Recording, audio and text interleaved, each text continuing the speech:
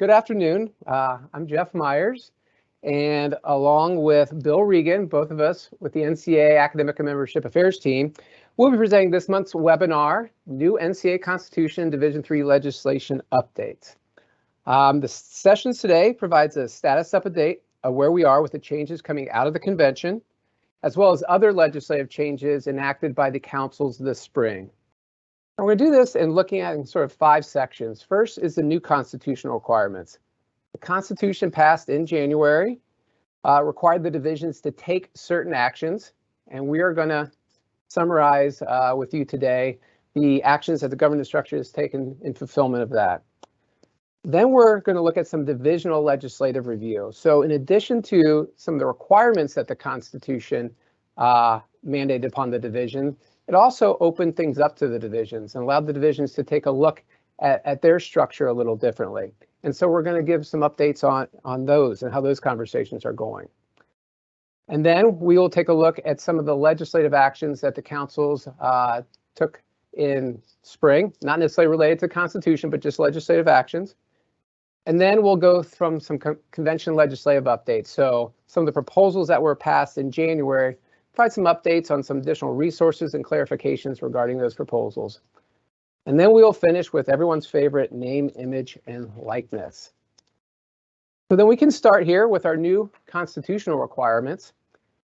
And if you recall, when we voted on the Constitution in January, the Constitution, the new one, which is much different than our current version that will be eliminated in August 1st, this new Constitution only addresses association-wide provisions. The previous one addressed both association-wide issues as well as divisional issues. So with the new Constitution only addressing association-wide issues, something has to happen with those divisional issues in the current Constitution. And so what you see there is non-controversial proposal 2023-1. And what that did, it took all the divisional provisions in the current Constitution and simply move them to the operating bylaws. Now, to do that, just the first piece, there was no substantive changes to those bylaws. So removed from the Constitution and moved to the operating bylaws. That proposal, which was approved by the Management Council in February, is about 100 pages long and it is written like a proposal. So it has bold and underlined words. It has italicized words, strike-throughs, normal font. You are more than welcome to go and read through that 100 pages. But for those of you who may have some other better things to do, we'll summarize it here for you now. It takes essentially first Constitution 3, which addresses membership requirements, and it moves those provisions to Bylaw 20, which currently has other membership requirements. So it consolidates all the membership requirements in the one bylaw. Constitution 4, current Constitution 4, which addresses the composition and the duties of Management Council and President's Council, that's moved to Article 21, which houses all the information about all the other committees in our governance structure. Constitution 5, it addresses our legislative processes and our convention procedures. That was moved into an entirely new bylaw, Bylaw 9. And finally, Constitution 6, some of which is incorporated in the new Constitution. The rest has been moved to Bylaw 20 on membership issues.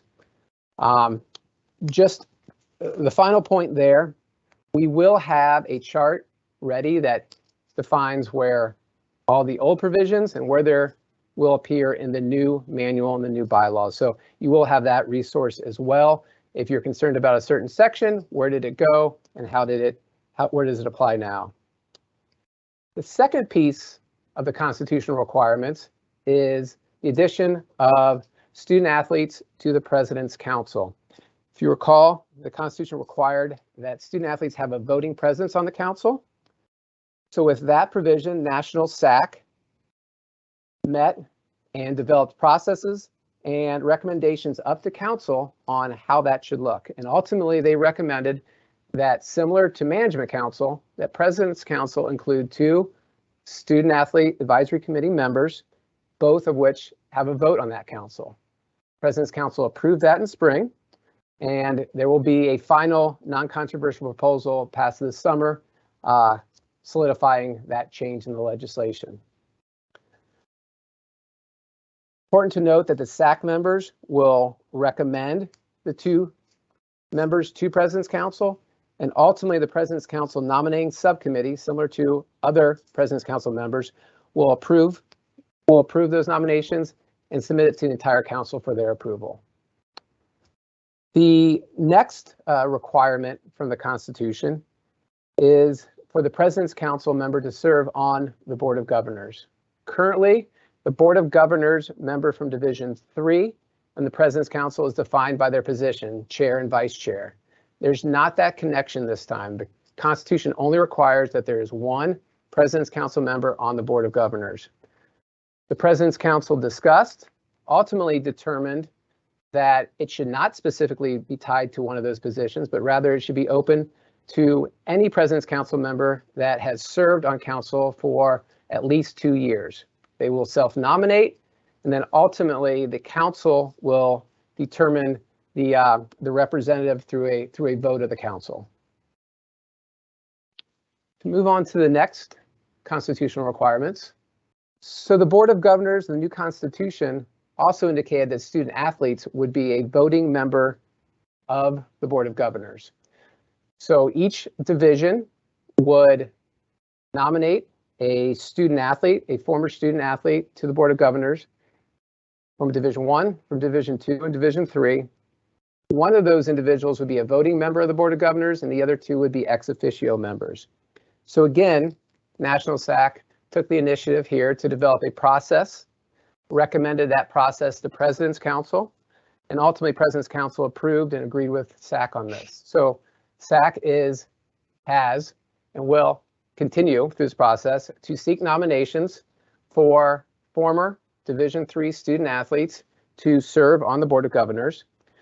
SAC will narrow those nominations and submit them to the President's Council nominating subcommittee as well, for that nominating subcommittee to submit to the President's Council as well. So again, this is a process that was largely developed by SAC and approved by President's Council. It will continue to do so. The final new constitutional requirement is the requirement for Division III institutions to submit financial data. This has not been a requirement for Division III in the past. It has been optional, and about 40% of our member institutions have submitted that data in the past. So the membership committee took a look at several options with the focus of being true to the requirements of the Constitution, but also trying to reduce any additional burden on our member institutions. And so they made a recommendation to Management Council, which Management Council approved in spring, that gave two options. One, continue with that reporting process, the same reporting process that the 40% of our member institutions already do, or attest to the submission of the EADA report. And so with that combination of options for our member institutions, many of which already have to do the EADA report, that was approved by Management Council, and again, to satisfy the constitutional requirements and to reduce burden. Well, at this point, I'll move on to not the requirements that came from the Constitution, but more the opportunities to take a look at what Division III is at this time. So part of the discussions with the Constitution, as many of you recall, is that with the Constitution being focused on association-wide issues, there'd be more divisional autonomy. And the greater divisional autonomy has now provided this opportunity to take a look at some of the regulations that guide Division III and determine if they're still appropriate. So the next several slides, we're going to take a look at some of these areas. And this one is focusing on membership requirements. When we think about membership requirements, we generally think about what are the base standards to be a Division III member institution.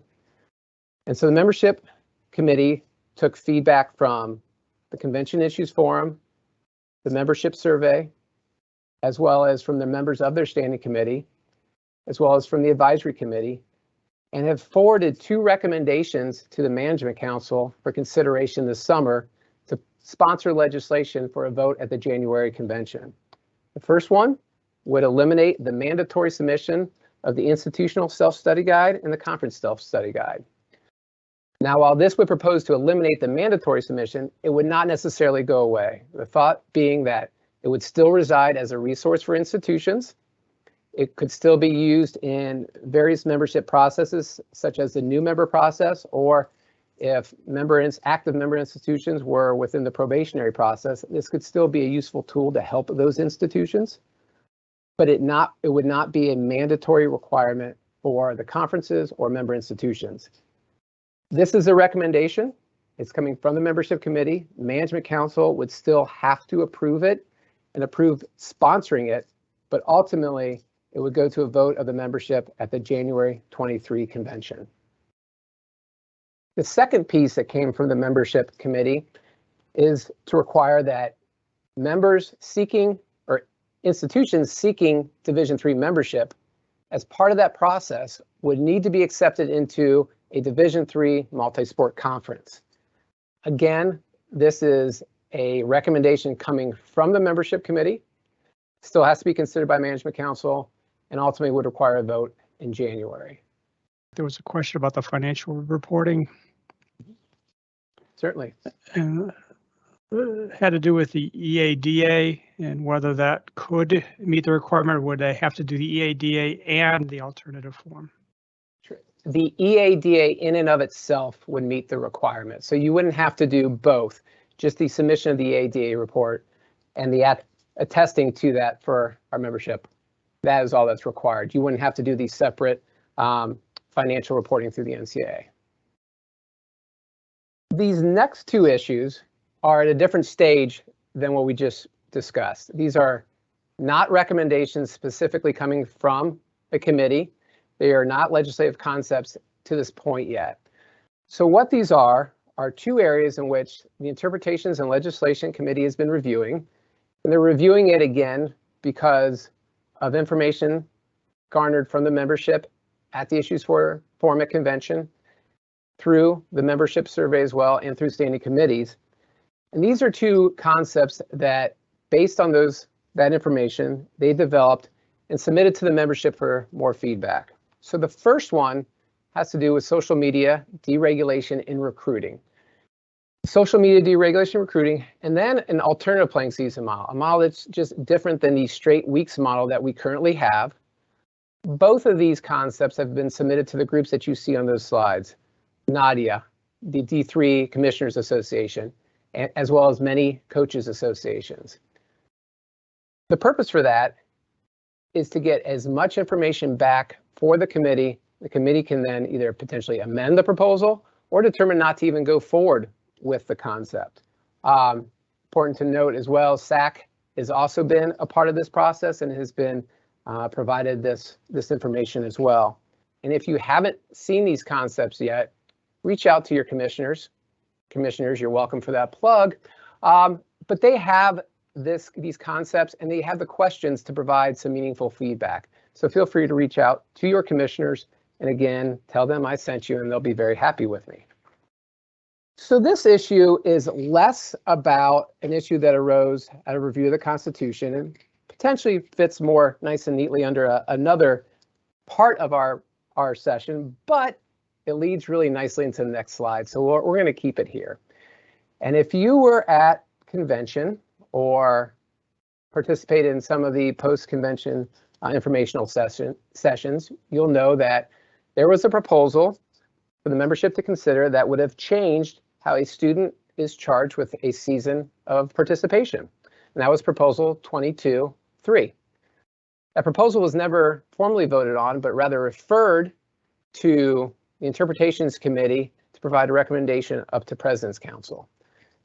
And part of that referral required the Interpretations Committee to take a look at several different data points, enrollment trends, how graduate programs at D3 institutions, and so on. And ILC took on that review. Ultimately, the data that they looked at, the data that was available to them, did not provide them information for them to either support or oppose this type of proposal. But what they did say is that before moving forward at all, the philosophy statement should be reviewed. And specifically, the statement in the philosophy that says Division III is primarily a 4-year undergraduate experience. Their position was, until we have a better understanding of what that means, or if it's still relevant for Division III, then really this issue and this proposal should not be addressed by this committee. And so they made that recommendation up to President's Council. The President's Council agreed on a couple fronts. They said, we will not go forward with this proposal, either sponsor it or take a position on it at this time. And in conjunction with several other issues that have come forward, we do agree that the philosophy statement should be reviewed. And when we talk about Division III and the opportunity to take a look at not only the regulations that guide Division III, it's important to take a step back and say, is this still relevant with respect to our philosophy statement? And the President's Council ultimately determined that that statement should be reviewed, the provisions in that statement should be reviewed, and directed the Strategic and Planning and Finance Committee to engage in that review. They meet this month. They will take a look at that direction, ultimately develop a charge for their group in the review of the philosophy statement, and more than likely engage a subgroup of that committee to really do the operational work of reviewing. It will be a membership review. The membership will be involved, whether that's through a survey or some other means, but it'll also be a longer review. We do not anticipate changes being proposed in this convention cycle. There may be a discussion at convention regarding this, but I would not expect a proposal amending the philosophy statement to come forward for the 23 convention. The other area that they are reviewing is the committee and council composition. They are engaging in a review for issues of representation and size of the committees. It is a subgroup of management council that's engaging in this review with an expectation that they will have recommendations to the council this summer. So stay tuned for that. We'll continue to watch to see what that subgroup comes up with. But again, they are engaging not only to review that subgroup, they're also engaging membership groups as of Nadia and Division III commissioners as well. Good afternoon. As Jeff mentioned earlier, my name is Bill Regan. I work with Jeff in Academic Membership Affairs and wanted to continue our discussion this afternoon and really talk about the legislative proposals and concepts that the Management Council, President's Council have been busy evaluating and in some cases recommending for further adoption or have been approved. So the first one we'll start with is a change to the positive test for a student athlete who tests positive for the use of a substance in the banned drug class of cannabinoids. The rationale from that proposal says that a change they felt was needed at this time, one, because it was more important to move from penalizing to identification to deterrence. And the thought that education and treatment were more important and more effective than were issues of sanctions. It also recognized how many states are in different places relative to the use of cannabinoids in their local jurisdictions. So in light of all those conditions, our CSMAS made a recommendation to change the testing, not the testing, but rather the outcomes for a positive test for a student athlete. So the first time a student athlete tests positive, there will be education and management plan that will be developed and facilitated by the institution. Examples of this would be to engage in campus counseling, to enroll in some evidence-based educational sessions. So you can see it really is moving away from penalizing to education and deterrence. And that education deterrence continues even for subsequent positive tests, provided the student athlete has been actively engaged in those educational initiatives. Additionally, CSMAS, or Committee on Competitive Safeguards and Medical Aspects of Sports, is also going to recommend a change to the composition of the committee. The committee composition will increase from 23 to 25 members. One of those members will be a physician with an expertise in endocrinology.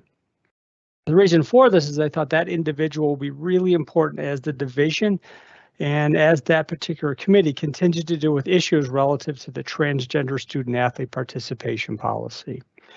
The other change is to ensure that there's a second licensed medical health practitioner that is on the committee that can really continue to provide support for the membership's rapidly expanding need to deal with issues related to the mental health of our student athletes. That proposal is effective immediately. The first proposal will be effective August 1, 2022 for positive drug tests that require penalties to begin that are being implemented as of August 1st, 2022. And the last proposal you'll see on the screen is the Management Council recommended to add stunt as an emerging sport to the list of proposals that will be considered at the 2023 convention.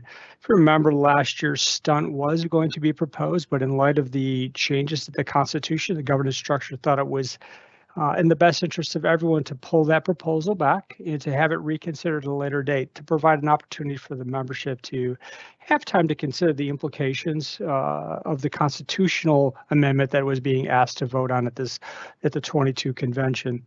So that proposal came back to Management Council, and that proposal was in fact sponsored by the governance structure and will be part of the agenda of legislative proposals for the upcoming convention.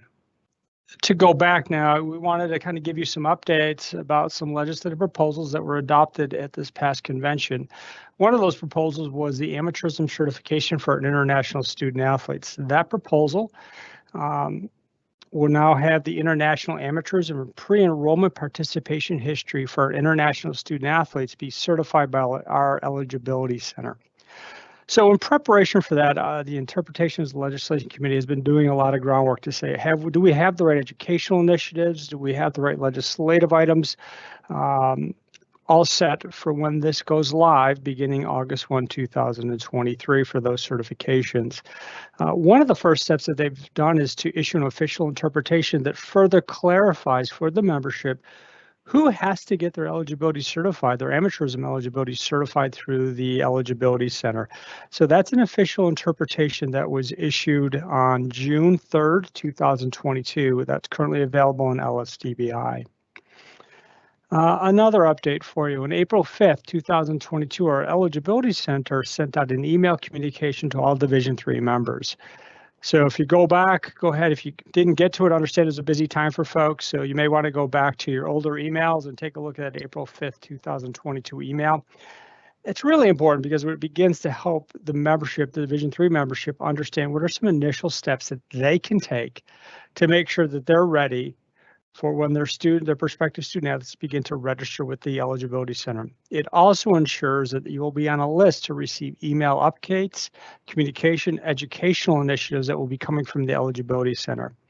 If you did not receive that email, there is an email address that is on this slide. You see it's ecinfo@ncaa.org that you can use to say, hey, I didn't get that email. Can you resend it to me? So just go ahead and submit your questions right to that group. We also want to give you a couple key dates. Again, that the proposal itself becomes effective for those student athletes who are prospective student athletes who are enrolling at your Division III institutions as of August 1, 2023. However, before that, there's a couple other dates to keep in mind. Your prospective student athletes can begin to register with the Eligibility Center beginning this fall. I suspect sometime in early September. Your prospective student athletes will be able to register with the Eligibility Center, begin sending their information to the Eligibility Center. That's a really important date because the sooner they get their stuff there, the quicker they can start moving through and answering any questions the Eligibility Center may have. The last date you see on the screen, April 2023, is the first date in which final eligibility certifications relative to amateurism and pre-enrollment activity will begin being issued for those student athletes who will begin enrolling in August 1, 2023. So you can register as early as the fall of 22, but those final certifications will not occur the earliest until April of 2023. Don't have an exact date from that. That's why you got to get on the EC mailing list. They'll give you those exact dates once they get to that point. Another topic, another important educational thing to keep in mind is on Thursday, our Eligibility Center colleagues will be conducting a regional rules seminar session relative to the Eligibility Center, its processes, and where it is in terms of its progress in preparing for our International Division III prospective student athletes to go through the Eligibility Center. So why are we charging the Division III international student athletes for the eligibility center? So I don't know if you can provide a little context to the cost structure, or what they have to pay for in the Division I and II level as well. Yeah. So first, I'll deal with the cost. The cost itself will be $70, and the $70 will cover their amateurism certification and their pre-enrollment certification. Currently, for Divisions I and II, the cost is significantly higher. I don't know had the exact number offhand for international student athletes. The cost is really just to cover the cost for their actual certification, for what's involved in actually certifying those particular prospective student athletes. I will tell you, though, that if many of our international prospective student athletes are registering for all three divisions, so they're already paying the cost. For many of our international student athletes, they are registering both for Divisions I and Division III. So if they've paid it once already, they do not have to pay an additional cost just for Division III if they've already paid the cost for our Division I or Division II certifications. Also, if you remember in the 22 convention, there was a proposal that would change the playing and practice season relative to practice activities that can occur in preseason, regular season, and spring season for football, for the sport of football. ILC has been busy again trying to provide information to help the membership understand the application of that particular proposal.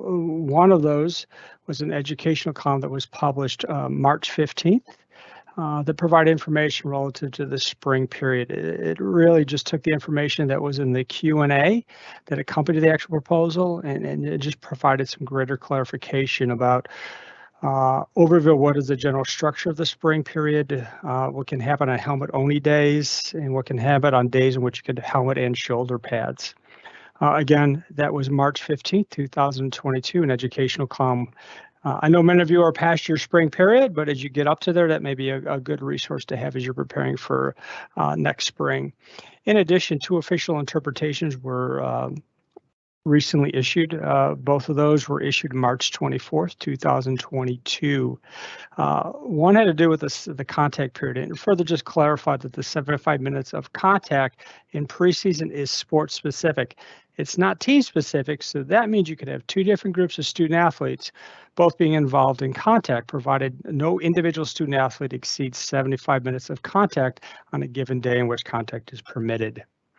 The other official interpretation dealt with preseason scrimmages and joint practices and how those 2 preseason scrimmages, joint practice sessions count as one of the on-field full padded practice sessions, one of those contact sessions.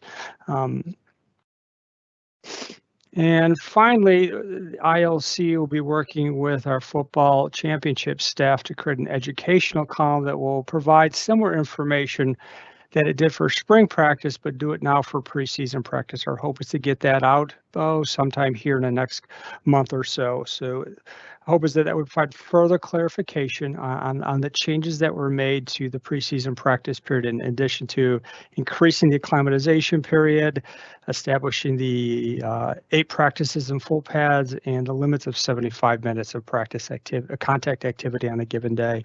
So finally, name, image, and likeness. As you noticed, that's probably, as you've been hearing, it's probably in the news, and you've probably read an article or 2 about name, image, and likeness, and how it's really benefit our student athletes for all 3 divisions. So if you remember back in July of 21, the NCAA adopted a name, image, likeness policy that would permit student athletes to benefit from their name, image, and likeness. Provided the name, image, and likeness activity wasn't really a recruiting inducement or wasn't a substitute for pay for play. A lot of questions came up since then as the activities occurred. For Division I, these concepts of collectives, these are individual entities that really supported a specific institution. These collectives were creating name, image, and likeness opportunities for student athletes at those schools of prospective student athletes. So Division I has taken some time to examine the current activities of name, image, and likeness on the campuses relative to these collectives, and has refined how it views who a booster is or represents athletics interest, and has noted the connection between these collectives and the definition of a booster, and has just reminded those Division I institutions of the limitations of what boosters can and can't do. Division III will be taking a similar review, reviewing the activities that have occurred in Division I relative to name, image, and likeness, and will begin trying to determine, is there any additional information, guidance, interpretations, education that is needed relative to the activities of name, image, and likeness within Division III. We would expect that review will occur sometime in late summer, sometime in July or August. And at that point, just begin to engage the conversation within the governance structure, starting with the interpretations of the legislative committee and certainly working its way up through management council as the summer progresses and maybe into the fall. So we would like to thank you for your time.